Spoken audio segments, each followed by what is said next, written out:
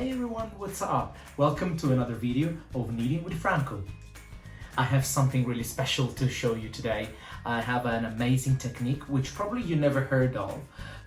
It's called water roux, or in Chinese it's called tangzhong. What did you say? How did you call it? I called it tangzhong, or in English water roux. It's an amazing technique which allows you to make your bread super soft, and it's useful to improve the texture of the dough. Stay with me till the end to find out how to make this perfect focaccia using water roux and biga.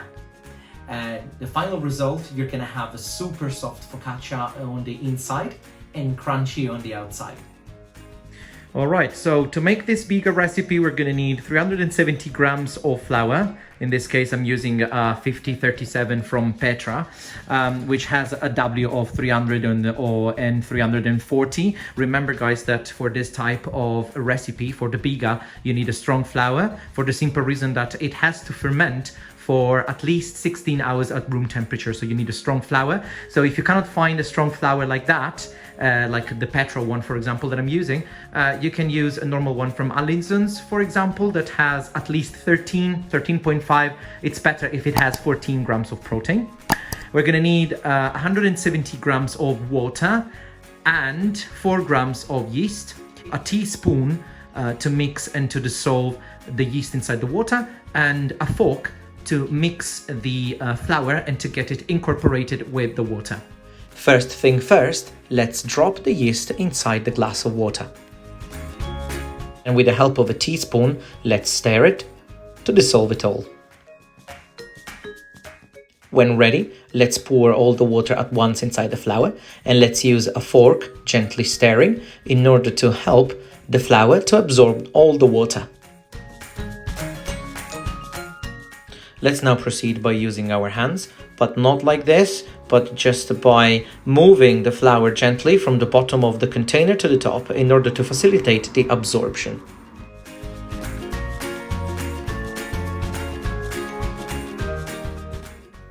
And as a very last thing, let's make sure to take all the huge chunks and split it into smaller ones.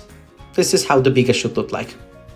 Now let's cover it with the cling film, and by using a toothpick, let's apply some small holes to the top to allow our biga to breathe, and that's it. Let's leave it to rest for 16 hours at room temperature. For the water roux, we're gonna need 40 grams of flour, the same flour that we used before. And as you can see, the hob is turned off for now. A whisk, a thermometer, and 170 grams of cold water. The thermometer will be used to monitor the temperature to reach a maximum of 60 degrees because we want our water roux to become like in a gelatin form. It doesn't have to boil. Let's keep on adding the water until all the lumps are dissolved. And at the end, let's add the rest of the water all at once.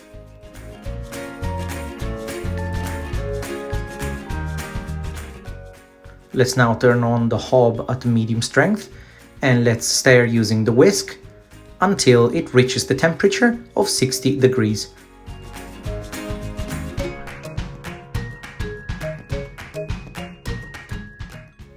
I'm gonna check the temperature from time to time. Still not ready.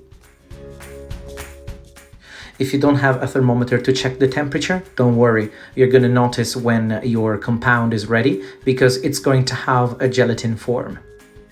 Let's check now. That's perfect, 60 degrees. Let's turn off the hob. Let's move the compound inside a container. Let's cover it with cling film and let's leave it to rest inside the fridge until the next morning. Stop! Are you liking this video so far? Don't forget to hit the like button below and to subscribe to my channel. If you want, you can also follow me on Instagram. You can find me there as Kneading with Franco.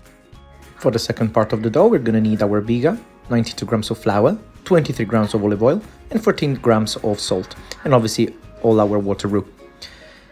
For the kneading, we're gonna use a Famag Grilletta. Let's start by adding all our biga. and all the flour at once.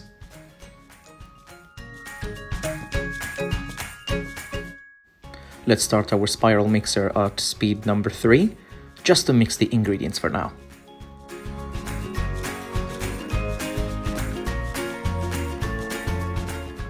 Let's add a small part of the water roux to the rest of the ingredients to hydrate them.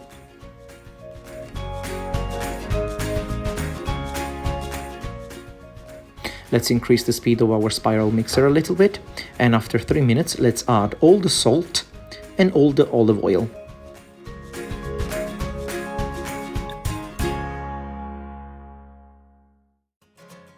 Let's now increase the speed to 10 and let's leave it to knead until it creates a sort of pumpkin shape, which is the typical shape which makes us understand that the dough is kind of ready.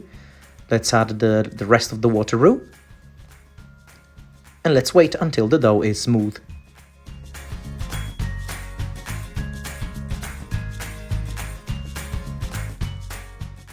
Let's measure the temperature with a laser thermometer. 25 degrees, spot on.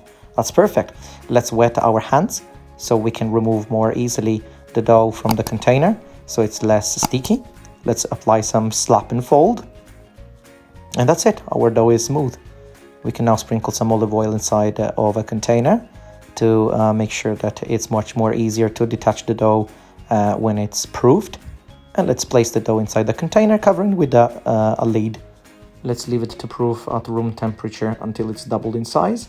Let's transfer it inside a tray. In this case, I'm using a blue iron tray. Let's put some olive oil on the bottom of the tray and let's spread it evenly using a brush. Let's now transfer the dough inside of the tray and let's start the stretching phase by gently applying a pressure with our fingers. Let's now use the palms of our hands and with one hand just keep the dough steady and with the other hand pulling towards the edges of the container until it's stretched enough. Let's spread some more olive oil on top of it. That's it. Let's use a brush to make it evenly. And that's it. Let's leave it to rest, covered with cling film for 2 hours at room temperature. It's now the time to create our compound, which is going to go on top of the focaccia. This is essential to make it more soft and to make it full of flavor. Let's spread 5 spoons of olive oil, 3 spoons of water, and a pinch of salt. And let's start gently mixing using a spoon until it becomes of this consistency. Take a look at this, that's perfect. Now after 2 hours of resting, this is how this focaccia looks like. Let's spread some even more olive oil. Let's apply some pressure with our fingers to create some holes and slice some cherry tomatoes and stick them inside the dough like that. Let's sprinkle some oregano, and at the end of it, now it's the time to spread all over the place our compound base of olive oil, a pinch of salt and water. This will make sure that our focaccia will be super soft. Let's check the temperature of the oven. That's perfect, 268. Let's move our focaccia inside the oven and let's leave it to cook for 20 minutes. Look at this focaccia, how it's growing amazingly inside the oven. After 10 minutes, let's rotate our focaccia 180 degrees inside the oven to make sure that it cooks evenly.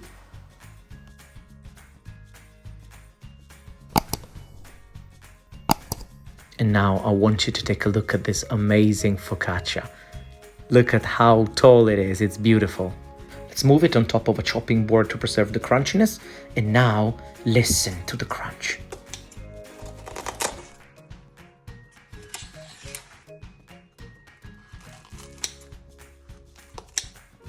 Let's taste this absolute beast. Look at this. It's so thick. It's super soft inside thanks to the water roux and the biga. Look at this. It's almost like a sponge. That's amazing. But also it's crunchy.